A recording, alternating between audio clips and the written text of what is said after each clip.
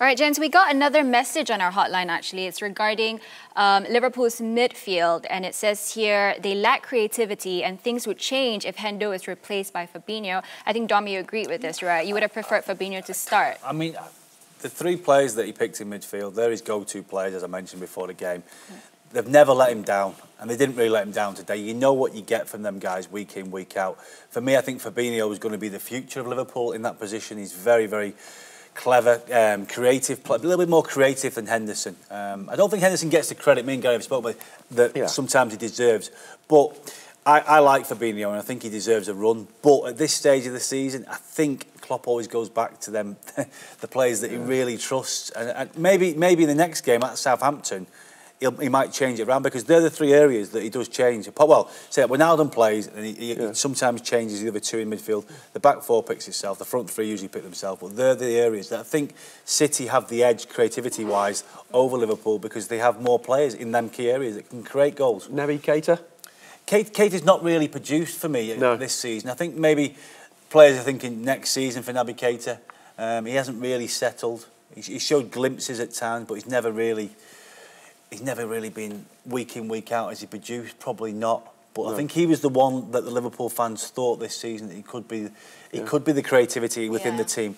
I think they were sort of getting him in a kind of a replacement for Coutinho as well, but he hasn't really lived up to it. I think he's only had 9 assists or something like that, created 9 chances. I mean, I've seen a lot of him pre-season, and I was really excited, thinking, well, this kid could be anything. But then when the Premier League started, it kind of took over me a little bit. I think the physicality of the Premier League was a little bit too much for him. He's played in the Bundesliga, did it right in that, but it's a huge step up to playing week in, week out in the Premier League. So he's the Bundesliga. Would you give him another season? Yeah, definitely.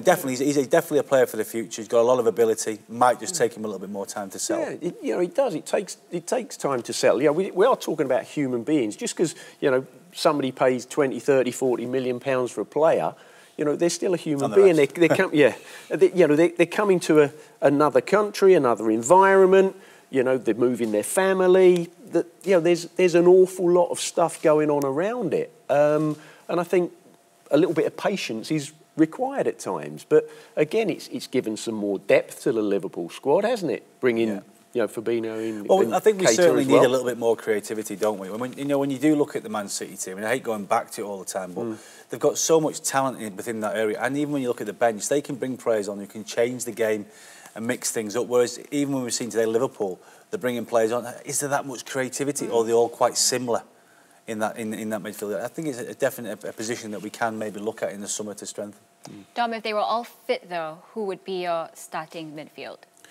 Well, I think if today I would have played Fabinho as the sitting midfielder, because I think he's just a little bit more athletic, and I would have played Milner and Wijnaldum. That would have been the three I'd have started with today. But obviously, Jurgen Klopp didn't get it wrong, did he? He got the result in the end. So they're his go-to three. Yeah, but you talk about who would you choose from those three? Well, if they're all fit, well, actually, what about their form?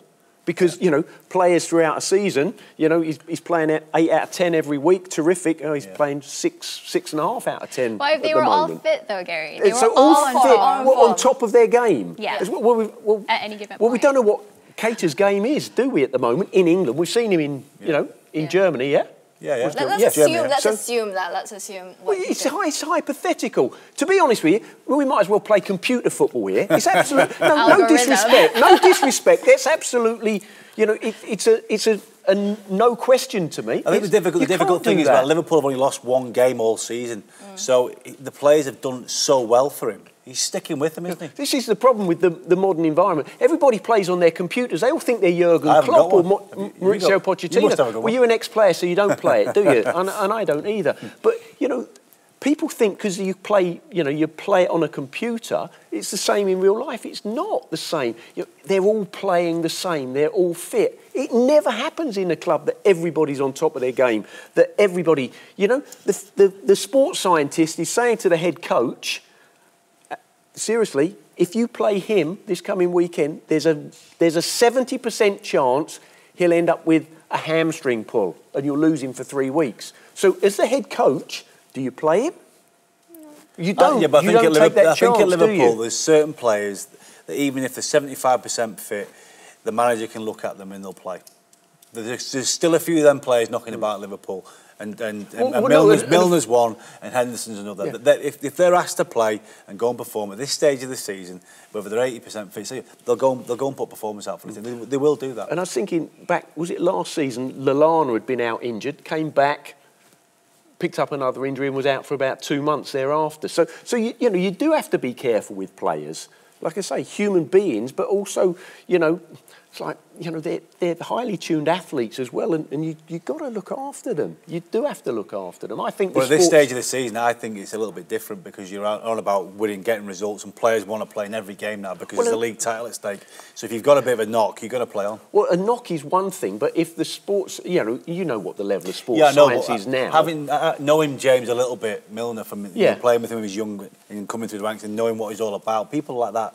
You can't keep them off the pitch if they've got a little knock or they've got a little sports scientist or whatever. Yeah. At this stage of the season, I think it's slightly different because it's so vital. And I think certain players we need in and around that team. And he's one, Milner. Speaking of vital players, Alex Oxlade-Chamberlain could be coming back into the squad very soon. Would he provide enough creativity in this Liverpool side? Or if you are looking at someone, who would it be in the summer? No, I think you're right with the Ox coming back. He's been a big miss with his energy this season. It's great to see him back. He's had a long season, recovering from his injury. I think he got another knock, didn't he? He got another knock. He played in the under-23s against Derby away. He got a slight hamstring, and he struggled a little bit. So, will we see him before now and the end of the season in these games? Difficult to say.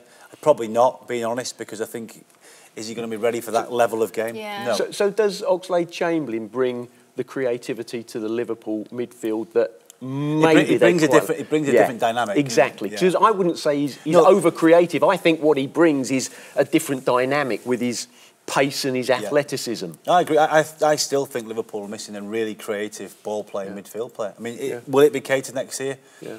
Could be, but I still think there's maybe room for one more in there. Who would you like to see, though, Liverpool bring in over the summer? It's a good question. I mean, the guy I like the guy Brooks that plays at Bournemouth. I think he's a good young player. He can plays a bit wider though, doesn't he? Yeah, but he can still play in that role. He's clever. He can play in that role. Coutinho? I mean, Coutinho will be the one that stands out. Ideally. I know, but obviously, I mean, listen, it looks like he's on his way maybe at the end of the season. Yeah. Whether he'd come back to Liverpool, I don't know. But that type of player who can get on the ball from probably a deep line position and pick a pass out. They won't let him go. The lad who plays at Leicester, they got from Norwich. Madison, I think. Again, maybe he plays a little bit further forward, doesn't he? Yeah. More as a 10, Maybe, I'd like to see a young player coming in because obviously that's what it's about. It's the future, isn't it? Yeah. See, I think that Liverpool need to sign a player that will get into any side. So I think Christian Eriksen. Not that I want Spurs to lose Christian Eriksen, but I think he would be the type of player that would be brilliant for Liverpool Football Club because he creates things, he makes things happen, he gets on the ball, and he scores goals. No, that type of player for me would definitely suit Liverpool because you've got Wijnaldum, workhorse, you've got Fabinho, probably workhorse going forward for the future. A little creativity, like Eriksen, just in that pocket, just to thread them ball through. It's exactly what Liverpool. But by the way, if you look at his stats, he covers the yardage. Covers a lot of ground, well. He really does. So with all the rumours that Eriksen might be moving to Spain, we'll now start another rumour. They'll be moving to Liverpool. That'd be all right.